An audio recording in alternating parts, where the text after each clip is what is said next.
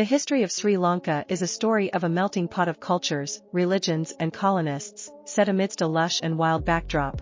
This large island off the coast India, strategically located on the old maritime trade routes, has always been a trading, religious and cultural crossroad.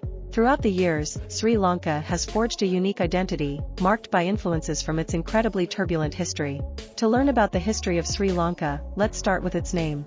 Originally called Lanka, a word that simply means island, then Taprobane by the Greeks, Serendib by the Arabs, Silao by the Portuguese, Ceylon by the Dutch and Ceylon by the British, it became a version of Lanka once again 1972. Joined with Sri, which means resplendent, the name Sri Lanka means resplendent island. Admired for its various riches, its gems, its spices including the famous cinnamon, and its elephants, Sri Lanka has attracted merchants for a millennium.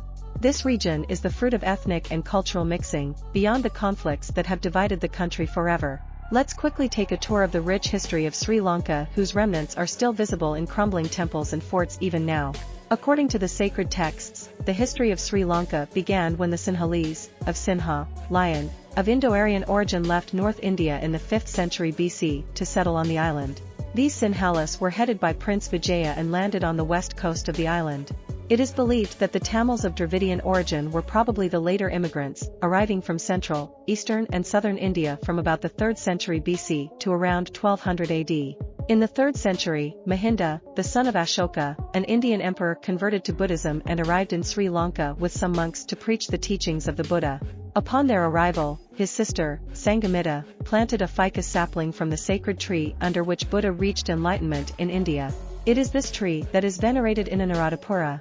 In the 4th century, Anuradhapura became the first capital of the Sinhalese kingdoms, a turning point for the history of Sri Lanka. During its reign until the 10th century, the city was often damaged by the incessant conflicts with South India, although many well-preserved ruins still survive. Nowadays, Anuradhapura is a UNESCO World Heritage Site.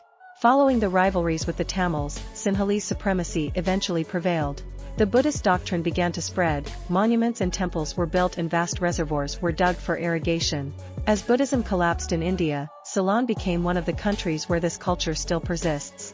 Faced with heavy Tamil pressure, the Sinhalese capitals gradually slipped towards the south of the country, first to Polonnaruwa in the 11th century and then to Kandy from the starting of the 13th century. The Portuguese landed in Sri Lanka in 1505, followed by the Dutch, a century later.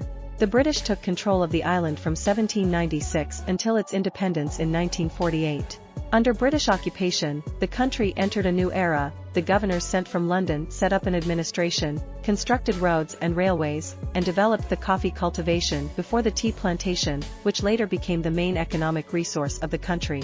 Tamil workers in South India flocked to Sri Lanka's central regions to work in tea plantations. From 1983, the country sank into interethnic violence between Sinhalese and Tamils.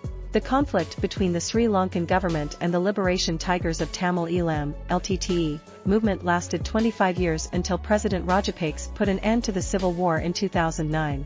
The northern and eastern parts of the country were the witness of these bloody clashes, which have left their mark on the history of Sri Lanka. In 2004, Sri Lanka was deeply affected by the devastating tsunami that resulted from the Indian Ocean earthquake on December 26, 2004. More than 30,000 people died along its south and east coasts, which were the worst hit. Today, after a turbulent and difficult history, Sri Lanka has regained its stability and is rebuilding rapidly. The country is experiencing a real economic boom, particularly in the tourism sector. It enjoys privileged relations with both China and India and holds an important place in the regional economy. With 8 UNESCO World Heritage Sites, beautiful beaches and abundant wildlife, this resplendent island is truly a fabulous destination, with plenty of opportunities to discover the hidden history of Sri Lanka.